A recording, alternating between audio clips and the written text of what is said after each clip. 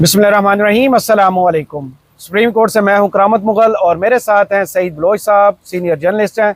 एक तो आज मखसूस नशिस्तों वाले केस में अदम एतमाद का इजहार किया गया, लेकिन लगता है एक तो ये बेंच टूट जाएगा, दूसरी जानिब क्या बड़ी गलती की है सुन्नी इत्तेहाद कौंसिल के वकील ने, क्या करना चाहिए था? क्योंकि मैंने आपकी वीडियो देखी तो उसमें मुझे तो यही लगा कि इसमें कसूर सारा इस केस में अब सुन्नी इत्तेहाद कौंसिल के वकील का। बहुत शुक्रिया करामत मुगल साहब। देखिए, गलतियां दोनों साइड से हुई हैं। एक तो बेंच की जानिब से तो आज कैटेगोरिकली एक तरह से ये कह दिया गया कि भाई हम नहीं सुनना। हाँ, अब इसमें से ये हो सकता है कि अगर कुछ जजेस पर एतराज़ किया जाए, जैसे 5 जजेस को जो अक्सरियती फैसला देने वाले हैं उनको बेंच में शामिल नहीं किया गया और उनकी जगह नए जज डाल दिए गए।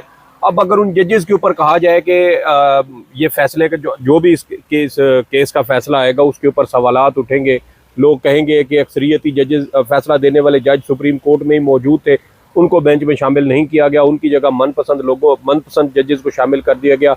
अब आप देखें कि जुमा के रोज़ जो दरख्वास्त सुन्नी इत्तेहाद कौंसिल की जानिब से आई थी, अच्छा सुन्नी इत्तेहाद कौंसिल की जानिब से भी आज हमने पता किया तो तकरीबन कोई 10-12 के करीब मुख्तलिफ दरख्वास्तें दायर की गई हैं। इनमें फैसल सिद्दीकी साहब भी सुन्नी इत्तेहाद कौंसिल के वकील हैं, जबकि हामिद खान साहब भी सुन्नी इत्तेहाद कौंसिल के वकील हैं। अच्छा। तो मुख्तलिफ दरख्वास्तें हैं और उन दरखास्तों में हमने जो जुमा के रोज़ वीडियो की थी उसमें हमने बताया था कि सुन्नी इत्तेहाद कौंसिल की जानिब से तबाहकुन किस्म की, यानी शायद ये फैसला कर लिया गया है सुन्नी इत्तेहाद कौंसिल की जानिब से भी कि अब चूँकि उनको बताया जा चुका है कि मखसूस नशिस्तें आपको नहीं मिलेंगी, उसके बाद शायद उन्होंने ये फैसला किया कि अब हमें भी टकराना चाहिए।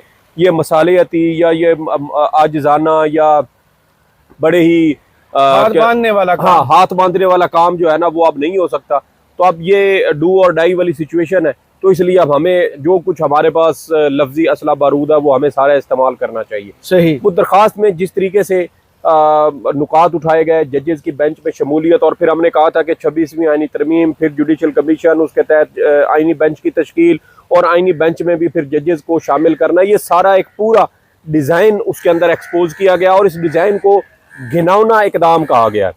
तो अब देखें कि आपके करीब माशाल्लाह से कव्वे भी आकर बैठे और उन्होंने भी अपना आप भी हैं, कव्वे भी हैं, उन्होंने एक साइड पे ही हैं। हाँ, उन्होंने अपना विलाग शुरू किया। तो हमने उसमें बताया कि सुन्नी इत्तेहाद कौंसिल ने दर हकीकत एक पूरा घिनौना डिज़ाइन का उसको उन्होंने नाम दिया जो उन्होंने उस दरख्वास्त में एक्सपोज करने की कोशिश की है। और यही वजह है आज हैरानी की बात क्या हुई। हैरानी की बात ये हुई करामत मुगल साहब की, जब केस की समाअत शुरू हुई ना तो हामिद खान साहब रोस्ट्रम पर आए। उन्होंने कहा कि हमने दरखास्तें दायर की हैं लेकिन अभी तक उनको नंबर नहीं लगा। तो जस्टिस अमीनुद्दीन ने कहा कि आप इस हवाले से अपने AOR से या रजिस्ट्रार ऑफिस से चेक कर लें, तो हमारे पास जब सामने चीज़ें आएंगी तो हम उसको फिर देख लेंगे।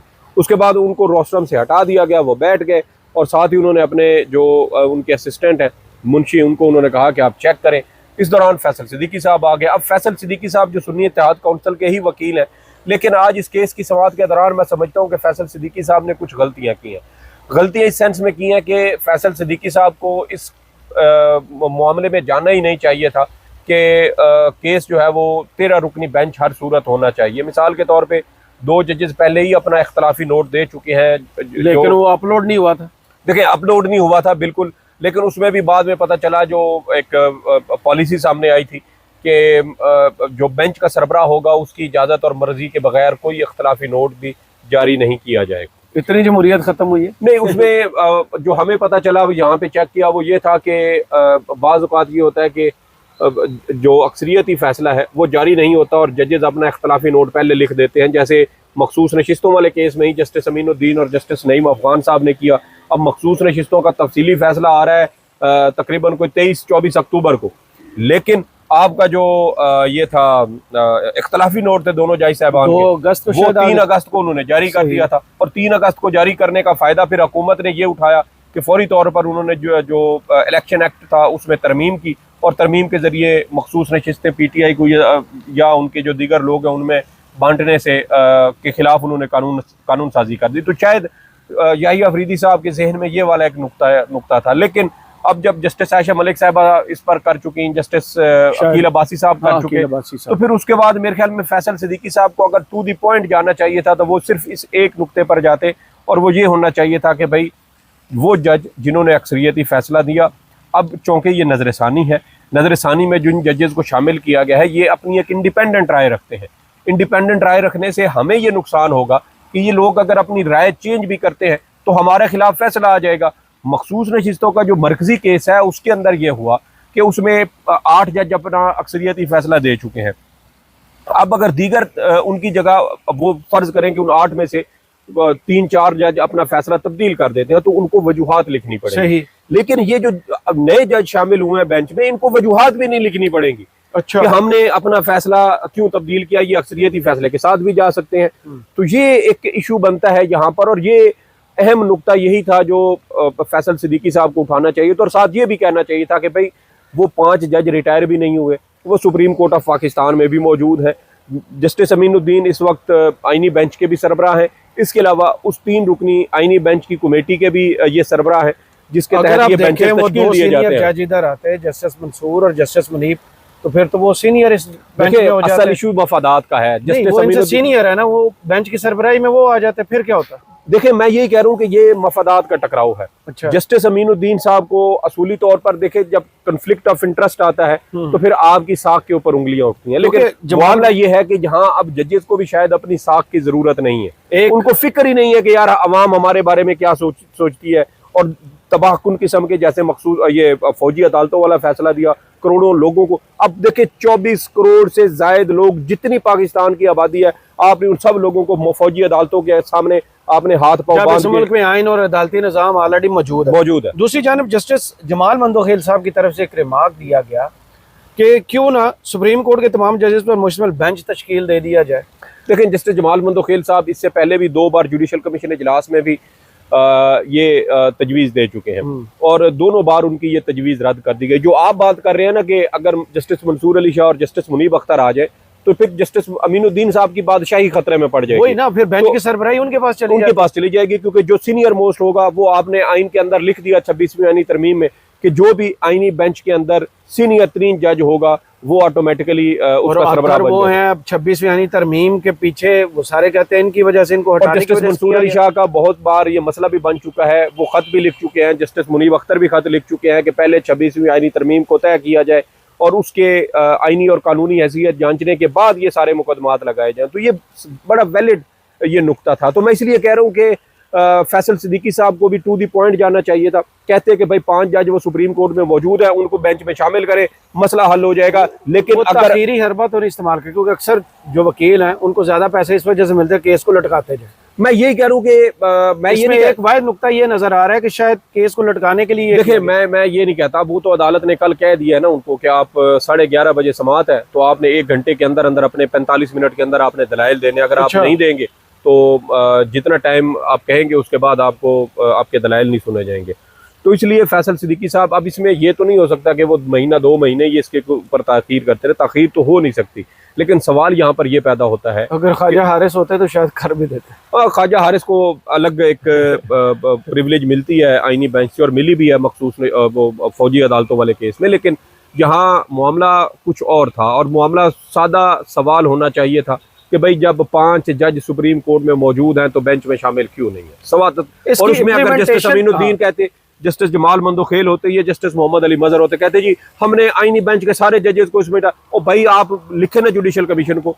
जस्टिस अमीनुद्दीन साहब के बारे में हमें पता चला कि भाई जो भी जज जुडिशल कमीशन के जरिए आईनी बेंच में शामिल किया जाता है, फरमाइश जस्टिस अमीनुद्दीन साहब की जानिब से आती है, मुझे फलां जज दे दें, मुझे फलां जज दे दें, मुझे फलां जज भी दे दें। हाँ, जो जूनियर उनसे जूनियर हो, उनसे सीनियर एक आएगा तो वो बेंच की सरबराही से हट जाएंगे। तो इसलिए जस्टिस अमीनुद्दीन साहब के अपने मफादात हैं और ये मफादात का टकराव है, और इसी वजह से लोग जो है जज एक्सपोज हो रहे हैं। उनके असल अंदर का जो उनका जो बातिन है वो खुलकर सामने आ रहा है। इतना जरूरी है इस केस में उस चीज को एड्रेस करना कि इस पर इम्प्लीमेंटेशन तो हुई नहीं।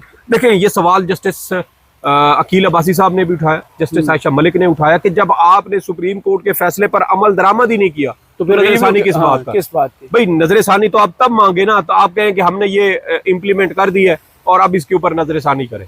तो जब आपने इम्प्लीमेंट ही नहीं किया तो फिर आप रिव्यू किस बात का मांग रहे हैं? फिर सबसे अहम सवाल जस्टिस हाशिम काकड़ साहब ने किया। उन्होंने इलेक्शन कमीशन के वकील सिकंदर बशीर महमद साहब से ये पूछा कि इस बात की क्या गारंटी है कि आप जो है वो हम अगर हमारा ये जो मौजूदा बेंच है ये कोई फैसला दे और आप उसके ऊपर इम्प्लीमेंट करेंगे, क्योंकि आप तो पहले ही सुप्रीम कोर्ट की फुल कोर्ट के ऊपर फैसला नहीं कर सके। ये तो आईनी बेंच है, ये तो फुल कोर्ट भी नहीं कहलाती, ये तो लार्जर बेंच है जिसको आप लार्जर बेंच का नाम देंगे। सही। Full court is full court. अब उसके अंदर जितने भी दस्तयाब जजेस थे उस वक्त उन सबको शामिल किया गया था। तो इसलिए मैं ये कहता हूँ कि बजाय चीजों को घुमाने फिराने के टू दी पॉइंट जो है, उस दिन जुमे के रोज जो सुन्नी इत्तेहाद काउंसिल ने दरखास्त दायर की थी वो सिर्फ टू दी पॉइंट थी। उन्होंने कहा कि भैया दरख्वास्त बहुत अच्छी थी, हमने पूरी डिटेल बताई थी। और मैंने इसलिए कहा था कि उसके अंदर जबान भी बहुत ज्यादा सख्त इस्तेमाल की। अब जबान सख्त इस्तेमाल की गई। आज फैसल सिद्दीकी साहब जो सारे इस केस में मामला कहते रहोगा जी, जस्टिस आयशा मलिक को शामिल करें, जस्टिस जस्टिस अकील अब्बासी साहब को शामिल करें, और जस्टिस मोहम्मद अली मजहर ने पूछा कि अगर वो दोबारा बेंच से अलग हो गए तो क्या होगा, तो उन्होंने कहा कि फिर उनकी जगह दो और जज आ जाएंगे। तो ये मेरे ख्याल में गैर ज़रूरी चीज़ें थी जिसमें फैसल सिद्दीकी साहब उलझे रहे हैं।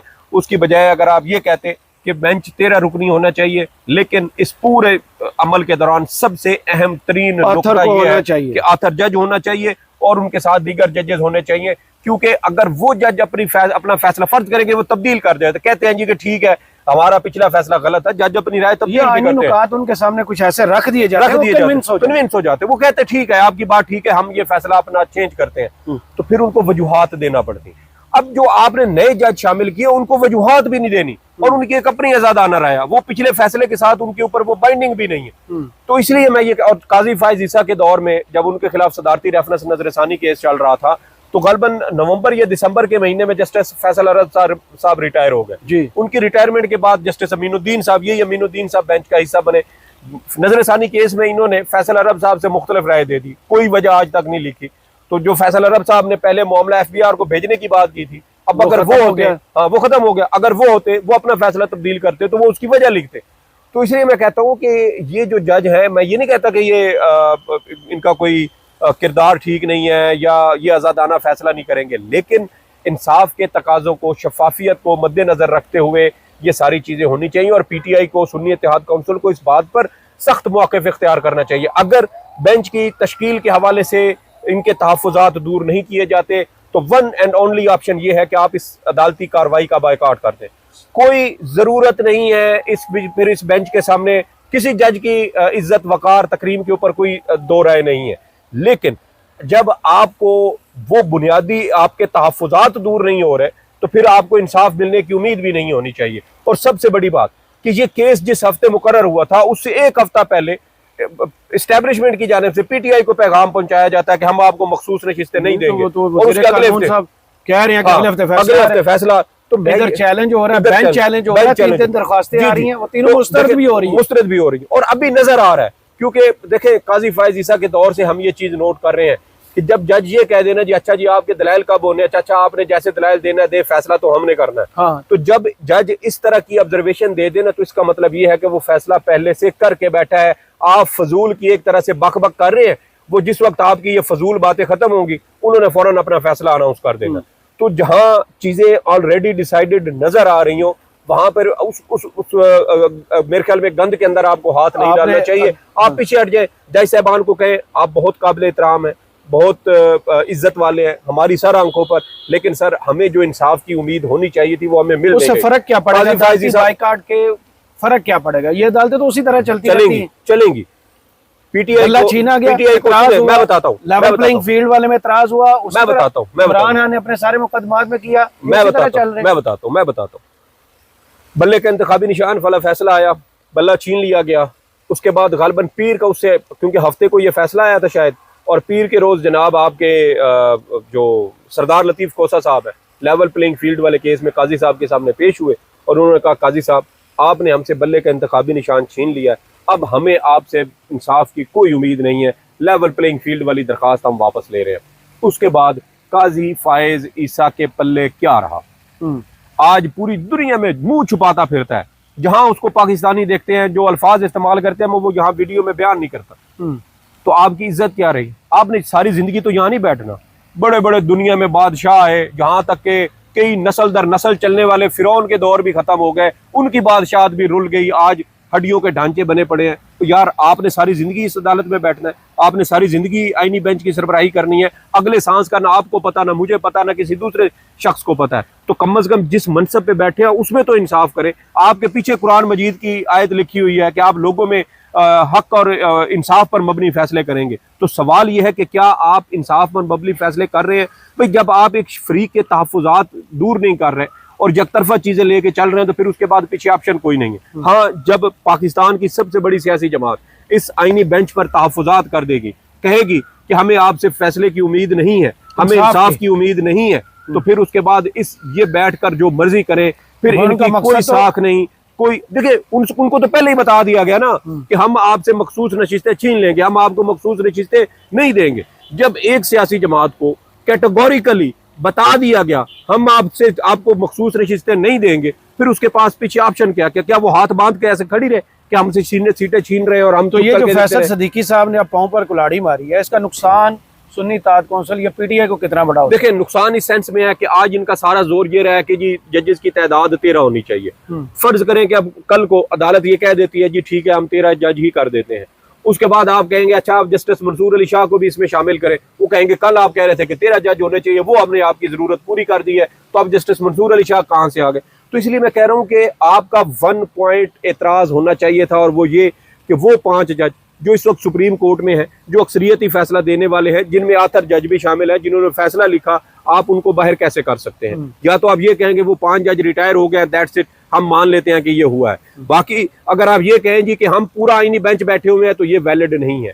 जस्टिस अमीनुद्दीन चाहे या 3 रुकनी कमेटी चाहे जजेस के नाम जुडिशल कमीशन को भेजे और उन्हें कहें जी 1 हफ्ते के अंदर अंदर हमें ये नाम जुडिशल आईनी बेंच में शामिल करके दें ताकि हम इस केस की समाअत जो है वो आगे जारी रख सके। सर 1 हफ्ता भी नहीं, अगले दिन जुडिशल कमीशन का इजलास, भाई सारे इस्लामाबाद से ही आने हैं ना, सुप्रीम कोर्ट है, कहीं सूबों से तो आने नहीं है। ये 1.5 किलोमीटर 1.5 किलोमीटर भी नहीं है, ये काजी साहब पैदल आ जाते थे। तो इसलिए चीजें हो सकती हैं। और सबसे अहम चीज, अब जो हमने शुरू में बात की ना कि हामिद खान साहब आए और हामिद खान साहब की उन्होंने कहा कि आप रजिस्ट्रार ऑफिस से पता करें। अब हामिद खान साहब ने जब बाद में फैसल सिद्दीकी साहब को हटाया, हामिद खान साहब उन्होंने कहा मैंने रजिस्ट्रार ऑफिस से पता किया, वो कह रहे हैं आपकी दरखास्त के अंदर कुछ स्लगिश एंड स्कैंडलस किस्म की ऑब्जर्वेशन और उसके अंदर बयानात है, स्टेटमेंट्स है, जिसकी वजह से आपकी दरखास्त पर एतराज़ात है और वो समाअत के लिए मुकर्रर नहीं हो सकती, वो दरखास्त मुस्तरद कर दी गई है। उस पर हामिद खान साहब ने बेंच के सरबराह जस्टिस अमीनुद्दीन से कहा कि अगर कोई एतराज़ है भी सही तो उनको कह दें कि आपके सामने लगा दे, आप उसके ऊपर जो फैसला करेंगे हमें मंजूर है। तो उन्होंने कहा नहीं हम तो ऐसे नहीं कर सकते, ये ऑफिस का काम है, ऑफिस देखेगा। इससे पहले होता रहा है, इसी अदालत में एतराज़ात के साथ दरखास्तें लगती रही हैं। यार अभी ये जो आम इंतखाबात में धांधली वाली दरखास्तें, वो एतराज़ात कमरे अदालत में इसी अमीनुद्दीन साहब ने खत्म की हैं। यहाँ पर बैठ के कहते हैं नहीं वो पहले एतराज़ात रद्द होंगे, फिर साथ जस्टिस जमाल बंदोखेल साहब ने तो बाकायदा धमकी दे दी। उन्होंने कहा हामिद खान साहब अगर आपकी दरखास्त के अंदर इस तरह के अल्फाज हुए, स्कैंडलस जबान हुई, तज़हीक अमेज, तौहीन अमेज, तो फिर उसकी सजा क्या होगी? तो ये देखो भाई सजा यहाँ पर जजेस के सामने क्या क्या बदतमीजी नहीं की गई। यही इलेक्शन कमीशन का जस्टिस अतर मिनल्ला, जस्टिस मुनीब अख्तर, इनके साथ क्या बदतमीजी नहीं की गई। यही इलेक्शन कमीशन के वकील थे ना, इलेक्शन कमीशन का वकील था, काजी फायज ईसा चीफ जस्टिस था, फुल कोर्ट थी, यही बेंच था। वो सारी रिकॉर्डिंग्स इंटरनेट पर मौजूद है, यूट्यूब के चैनल के ऊपर, जो सुप्रीम कोर्ट। तो इसलिए जो दरखास्त हामिद खान साहब की, वही दरखास्त जो हमने जुमे को रोज रिपोर्ट की थी, वो दरखास्तें समाअत के लिए सर मुकर्रर नहीं है, वो मुस्तरद कर दी गई हैं। और उसमें अब वो कह रहे हैं जी ठीक है अगर आपके एतराज़ात लगते हैं आप दरखास्त के खिलाफ अपील फाइल कर दे तो वो हम बाद में देख लेंगे। तो कितना असर पड़ रहा है, क्या नजर आ रहा है कि फैसला बहुत जल्द आने वाला है? क्योंकि वज़ीर कानून कह चुके हैं कि अगले हफ्ते में फैसला। देखिए अगर इसी तरीके से चलता रहा ना मामला, जैसे आज एतराज़ात रद्द कर दिए बेंच के ऊपर, आथर जजेस को और 5 जजेस को शामिल नहीं करते, तो फिर तो फैसला इसी हफ्ते आएगा। सही। और इसलिए मैं कह रहा हूं कि अगर पीटीआई को ये लगता है कि उनको ये उनके बुनियादी एतराज़ात बेंच की तश्कील के हवाले से नहीं माने जाते, बेंच से अलग हो जाएं, एतराज़ात कर दें, अदम एतमाद का इजहार कर दें, इस बेंच की कोई हैसियत नहीं रहेगी। ये वो पाकिस्तान तहरीक इंसाफ है जिसके पीछे 90% आवाम खड़ी है। यहाँ पार्लियामेंट के अंदर हुकूमत और दीगर सियासी जमातें सारी शामिल थी, नेशनल सिक्योरिटी कमेटी के अंदर एक पीटीआई शामिल नहीं थी, एक पीटीआई। और उसके बाद उस एलामिया का हाल क्या हुआ और उस इजलास की हालत क्या है वो हमारे सामने है। सही, अज़ान शुरू होगी। जी, जिस सियासी जमात के पीछे 90% आवाम हो, उसको डरने घबराने की जरूरत ही नहीं है। सीटें आपको पहले भी नहीं दी जा रही, जो प्लान इन्होंने करना है वो करके रखा हुआ है। 26वीं हो, 27वीं हो, 28वीं तरमीम हो वो इन्होंने करनी है। आपको बंदूक की नोक पे भी करेंगे, पहले भी कर लिया, अब भी कर लेंगे, लेकिन जहां आपका एक बोल्ड स्टैंस लेने का चांस है वो मौका मेरे ख्याल में जाया नहीं करना बहुत शुक्रिया सईद बलोच साहब, आपके तजिए का कमेंट बॉक्स में जरूर बताइए। वीडियो आपको कैसी लगी, इजाजत दीजिए, अल्लाह हाफिज।